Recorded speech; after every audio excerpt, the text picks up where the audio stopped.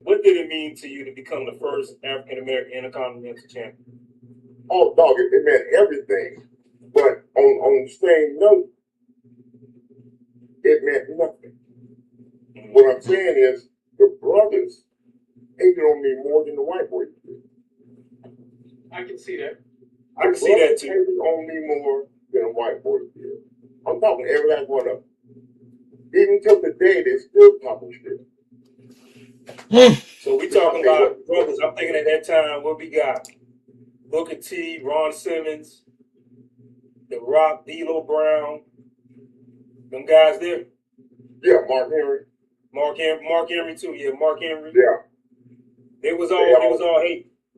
They all start talking noise, dog. But the thing about it is, why did you wait till now to do it? Why didn't you go wait around was there? Right. It's got nothing. You got a rumor go around and D'Lo beat me up. Give me a break. How do you feel about that rumor? I heard about that. I can't see it. I can't see it, but let me tell you something. D'Lo couldn't beat my daughter. You couldn't. Turn this up. You couldn't beat my daughter. And all I heard was D'Lo. I heard D'Lo said something about it yesterday on a podcast. He was saying, "Oh, he put you in a sleeper hole, a suplex, or something like that." and that's it. But I'm like, okay, that's beating up somebody. Oh man, no, that sleeper hole won't work at all. It choke them out. He's all going to do is choke them out. Right. But going to sleep, you have to go to sleep. They're gonna kill you or put you out the box. Right. Well, let me ask you this. So a couple of years ago, there was a show on NBC called Young Rock. There's a character on there named Chad Frost that everybody think that's you. What's his name? His name is Chad Frost. Later on, came out that it was supposed to be you, but The Rock despised you so much he didn't want to use your real name. Yeah. So what's the real beef between you and The Rock? Yeah, we got real heat because when I first got there, he was pissed off that his dad wanted me to take their last name. Now, I would be pissed off too. But just think about it. Your dad's Rocky Johnson, and he don't even want his own son to carry the name. He wanted me to carry the name. Wow. Right. And so I can see why he's pissed.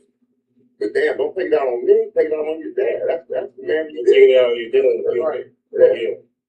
But I heard him and his dad didn't have a good relationship anyway. No, it didn't. Let me tell you why. Because Rock always told people he was part white. Yep, lean back. I can see that. I can see that. I was in the locker room when I was on the other side of the locker when Sean, Triple H, and Diesel walked in the locker room with Rock. And Sean was like, they know I was on the other side of the locker. And Sean was like, tell him, Dwayne, tell him. He was like, yeah, my dad's black. White. My mom had an affair with a black guy. With a white guy. It had me. Wow. So he was sitting there telling them that his dad was white. So I came Rock in the locker room. I was like, what did you say, Rock? And he's like, oh, no, man, no, I'm just kidding. I was kidding. I told you wasn't. You wasn't kidding. This is where the D'Lo thing is supposed to come in at. That's when the argument between you and The Rock had. Right. I was going to bring his ass out. And then D'Lo, Farouk, and Common came up. Right. And it was just sad, dog. It was just sad. You used to deny your dad. His head, what if your dad, me, you, or none of us would be here right now. Right. So if Rock felt that way, how did he feel when Vince decided to put him in the Nation of Domination? Oh, he didn't like that at all, though. Yeah. He did not like being part of the Nation. But the Nation turned against you, didn't it?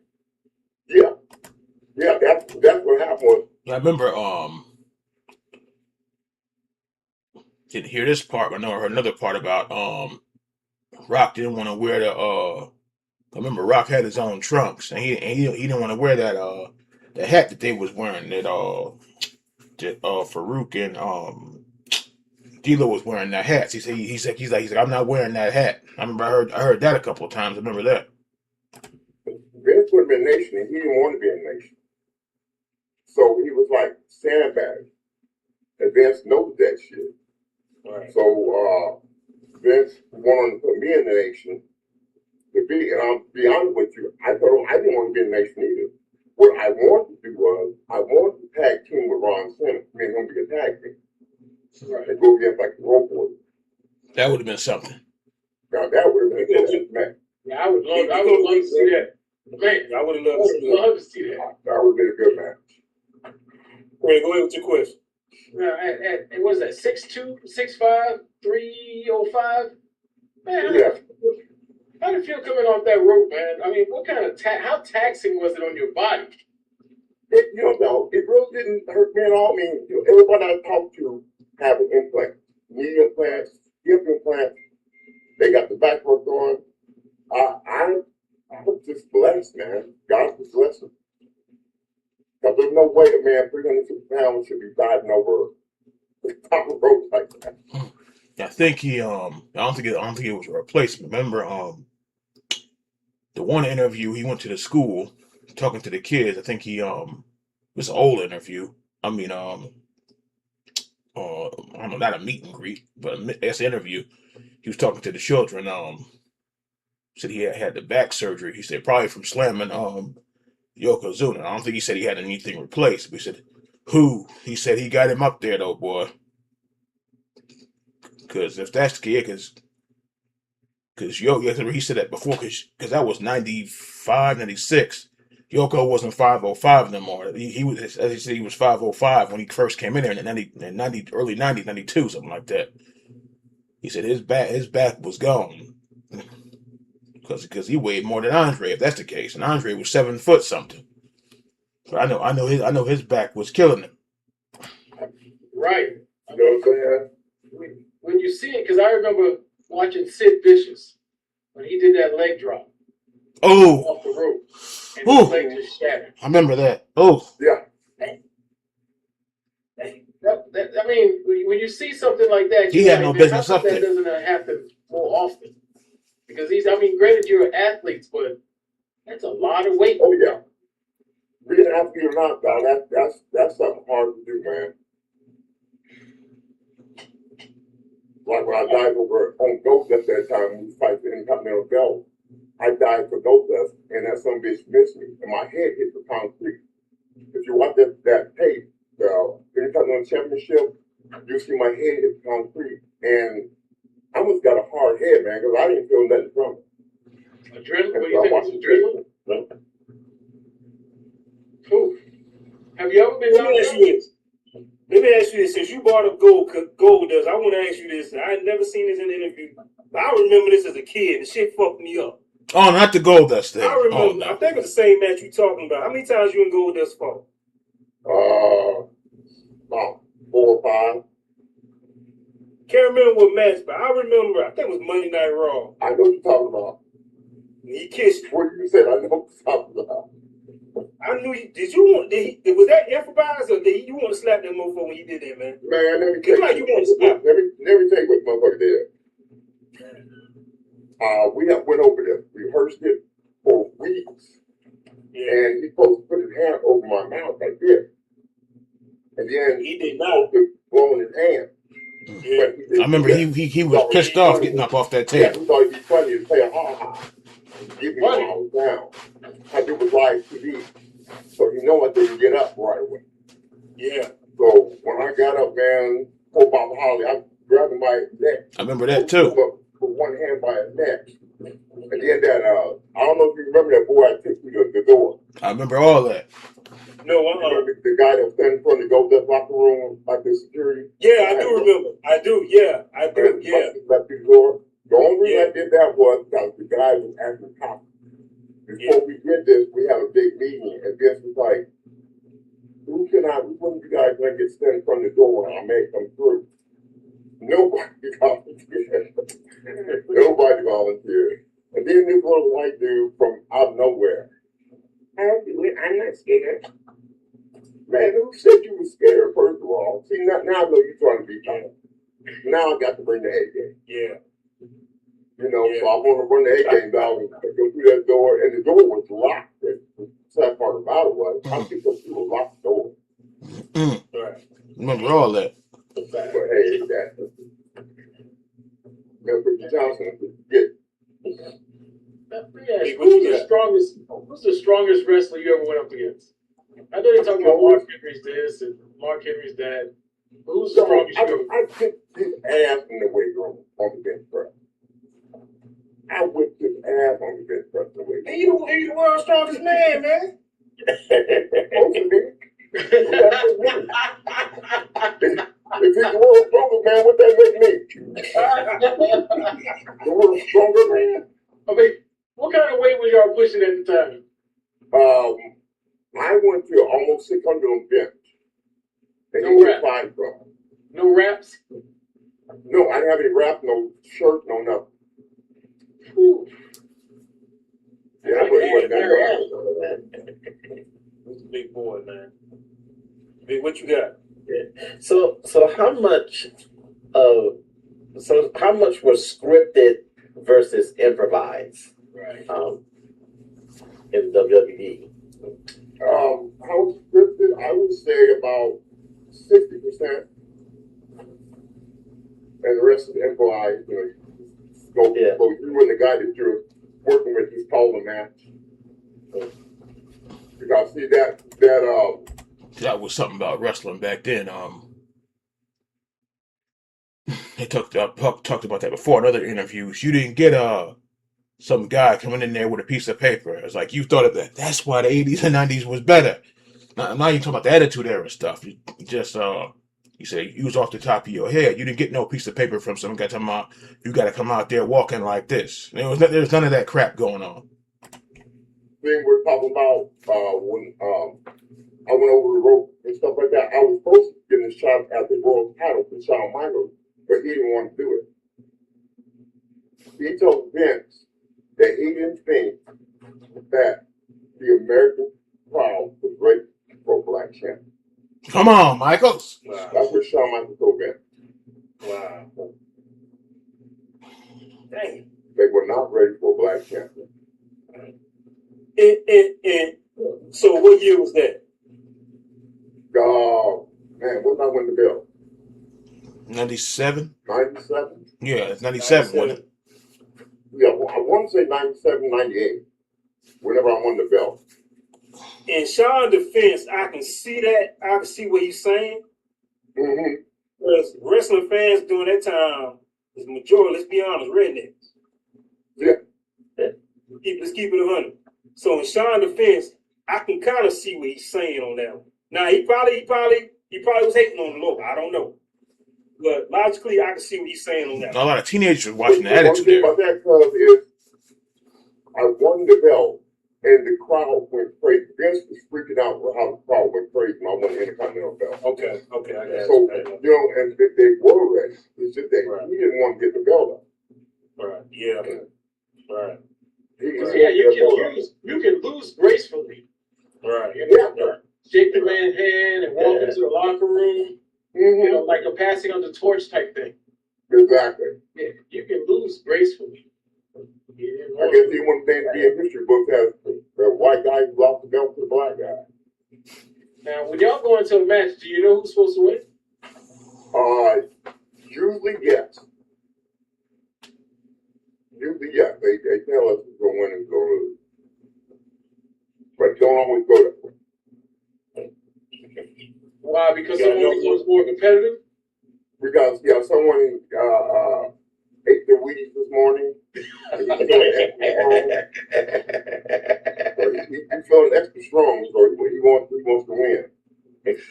Yeah, 'cause I say that because I remember when Hulk Hogan body slammed Andre, and they said that had Andre wanted to, he can crush anybody. Yeah, but he would never tell you something he was scared of. Bad News Brown. Bradley Brown got in his face and was going to whip his ass. You never see Andre. You know, that's a cultural thing. A lot of times they can't take us. You know what I mean? Exactly. I heard about that too. That was I think I reacted to some of that on the Bad News Brown interview. He said that this man was saying he said Bad News said he said he was half asleep, but he heard some shit back there he didn't like he was hearing. It's about some racial comments, and he's like, "What the hell am I hearing?" He said he got up out that seat. Oh boy, that ain't funny right there. Bradley Brown. See, he was pissed off. Let me get that back. Craig bought a Hulk Hogan. You know, that's a cultural thing. A lot of times they can't take us. You know what I mean? Exactly. Bradley Brown, the Jew expert too. Craig bought a Hulk Hogan. What's your thoughts on Hulk Hogan? Oh boy, here we go. Just a undercover racist.